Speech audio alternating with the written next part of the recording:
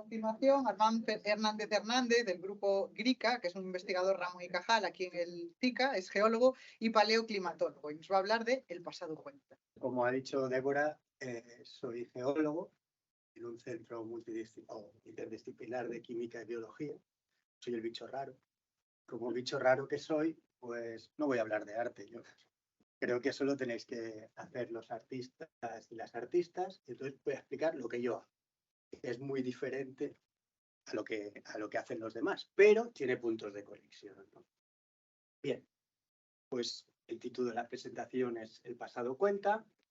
Y claro, como hago cosas así un poco diferentes, pues me resulta difícil a veces explicar, ¿no?, a una audiencia tan heterogénea qué consiste. Pero he cogido esa táctica tan socorrida que tenemos de hacer preguntas básicas e intentaré responder esas preguntas. Por ejemplo, ¿quién soy? ¿Qué hago?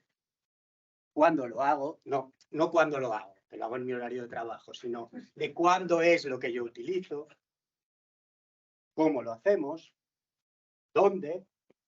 Aparte del CICA, pues tenemos zonas de trabajo distintas y, lo más importante, ¿no?, ¿para qué lo hago o por qué hago esto? Bien, pues soy, como os he dicho, bicho raro. Y como ha dicho Débora, pues soy geólogo y paleoclimatólogo del grupo de investigación en cambio ambiental aquí del CICA y de la Universidad de Coruña, ¿no? Bueno, geólogo todo el mundo más o menos sabe lo que hace, y un paleoclimatólogo, pues la palabra lo dice, ¿no? Estudio el clima, pero del pasado, cuando no habían registros instrumentales. ¿Cómo lo hacemos eso, no? ¿Cómo estudias el clima que había o los cambios ambientales que sucedieron hace miles o millones de años? Bueno, pues eso, estudiamos esos cambios y sus impactos a distintas escalas temporales, ¿vale? Eso es lo que hacemos. ¿De cuándo son esos cambios? Pues bueno, esto sería un diagrama con la historia, cronología de la historia de la Tierra, y nosotros nos centramos aquí, ¿no?, en que es donde tenemos más datos, porque en el pasado pues los datos son más escasos, cuesta más, y nosotros nos centramos en el cuaternario, son los últimos 2,5 millones de años, más o menos. Y entonces lo hacemos a distintas escalas, a distintas resoluciones. Esto sería más o menos lo que hacemos, ¿no? Al final generamos estas curvas que nos dicen cómo ha evolucionado la temperatura o la atmósfera durante los últimos millones o cientos de miles de años. ¿Cómo lo hacemos, no? ¿De qué nos valemos para reconstruir el clima o los ambientes del pasado? Pues utilizamos fangos, utilizamos barro, ¿no? ¿Cómo? Pues bueno, buscamos registros naturales que sean sensibles, es decir, en nuestro caso estudiamos lagos, sobre todo lagos. Ahora Roberto me ha liado para estudiar otras cosas, ¿no?, como anillos de los árboles, pero básicamente estudiamos lagos, y un lago es muy sensible, ¿no?, al clima. Si hace calor, se calienta el agua. Si hace frío, se llega hasta congelar.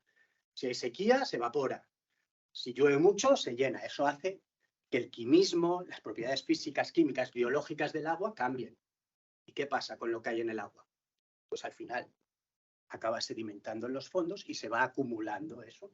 Pues nosotros estudiamos eso. ¿Y qué pasa? Que tiene que quedar para que yo lo lea. Cosas que pasaron hace millones de años o miles de años, tiene que estar preservado. Pues ahí en esos sedimentos yo voy a intentar leer esos sedimentos y que me explique cómo era el pasado, y veremos para qué sirve eso. ¿Vale? ¿Cómo lo hacemos? Ahora aquí, ¿no? Bueno, pues tengo estos 2 pequeños vídeos. Vamos con estas plataformas, ¿no?, a los lagos. Depende cómo sea el lago, vamos de una manera o de otra, y tiramos ese sondeador con un tubo de PVC, más o menos, y lo clavamos en el fondo del lago. Con un poco de percusión vamos más al fondo, y al final, por un sistema de vacío, recuperamos esos fangos, ¿vale? Suben para arriba, lo veréis, y eso es lo que nos vamos a llevar luego, o lo que vamos a traer aquí al CICA para estudiarlo.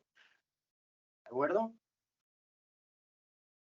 Bien, pues aquí vemos eso, ¿no? Lo cargamos en el coche o en el camión, en el avión, en el barco, lo que sea, lo traemos al laboratorio, lo abrimos en 2 mitades y estos son los fangos que nosotros encontramos en el fondo del lago.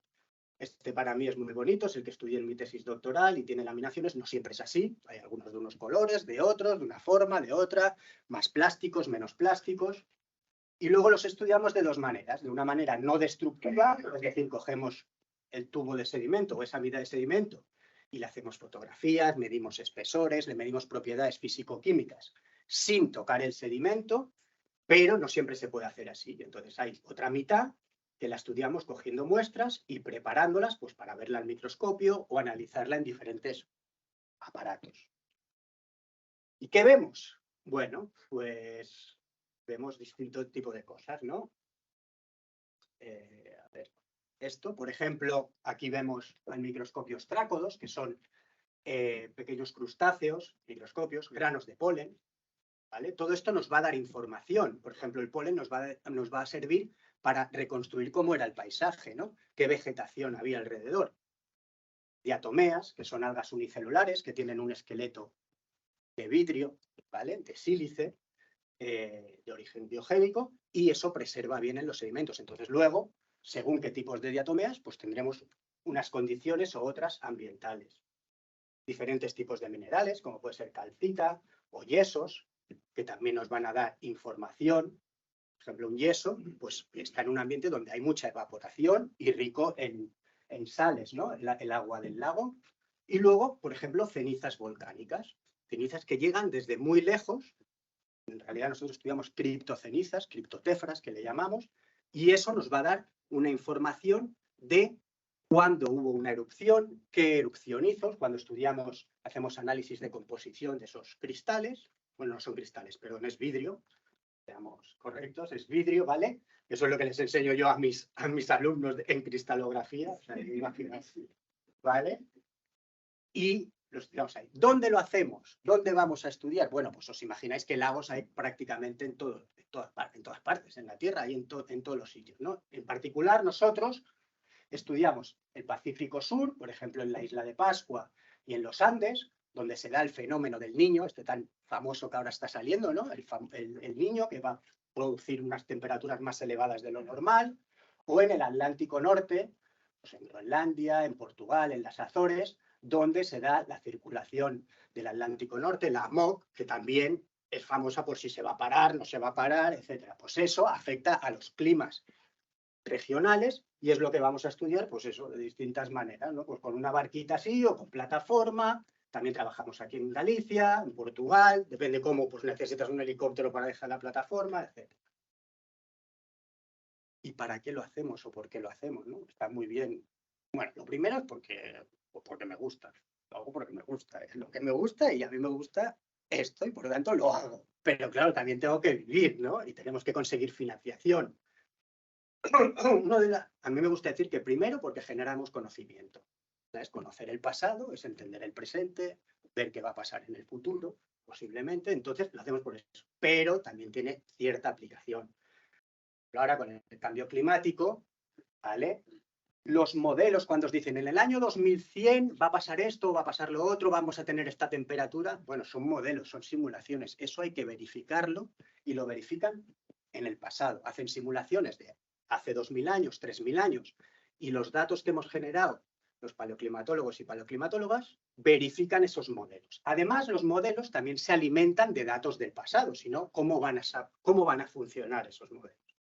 Pues nosotros y nosotras somos los generadores y generadoras de esos, bueno, la gasolina para los modelos, ¿no?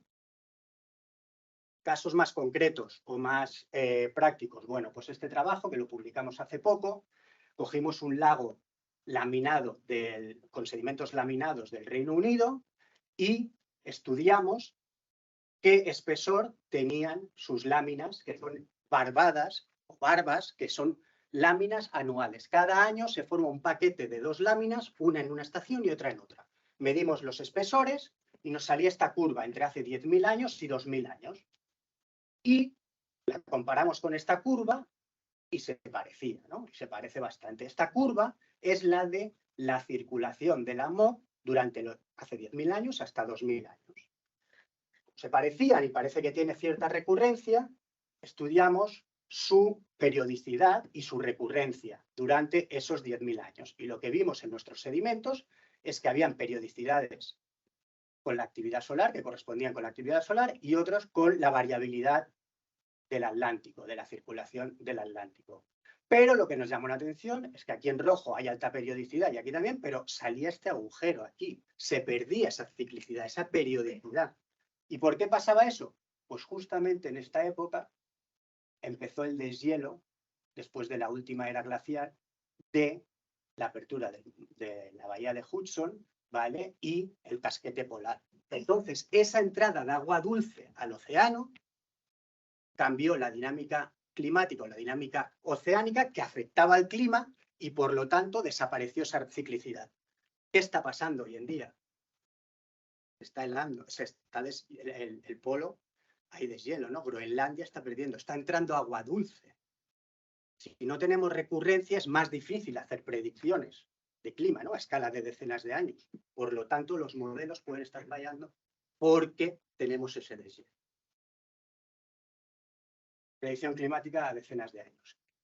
Otra cosa no tan enfocada en el clima, pero que a mí me parece muy interesante, es lo que descubrimos en Azores. Fuimos a las Islas Azores, cogimos sondeos de varios lagos e hicimos diferentes tipos de análisis, de polen, los hongos, microcarbones, diferentes compuestos químicos, que son indicadores de presencia o no presencia humana. Y estudiamos. Pues bien, vimos que por fuentes documentales, el descubrimiento oficial de las Azores por los portugueses se daba aquí, en el año 1400 y algo. Pero nosotros encontramos indicadores de presencia humana a partir del año 800. No sabemos quién fue, porque no sabemos aún quién fue, pero sí que sabemos que hubo gente en Azores antes de lo que dicen los documentos históricos. Hicimos modelos climáticos de circulación y vemos que en esta época, en el año 850, los vientos más favorables venían del norte. En cambio, en la época de 1450, los vientos más favorables era para venir de aquí, la época de los portugueses. Y aquí, bueno, podrían ser los vikingos. ¿Tenemos la certeza? No la tenemos. No tenemos una certeza de que sean vikingos, pero sí de que hubo gente. Y para eso sirve la paleoclimatología y por eso el pasado cuenta.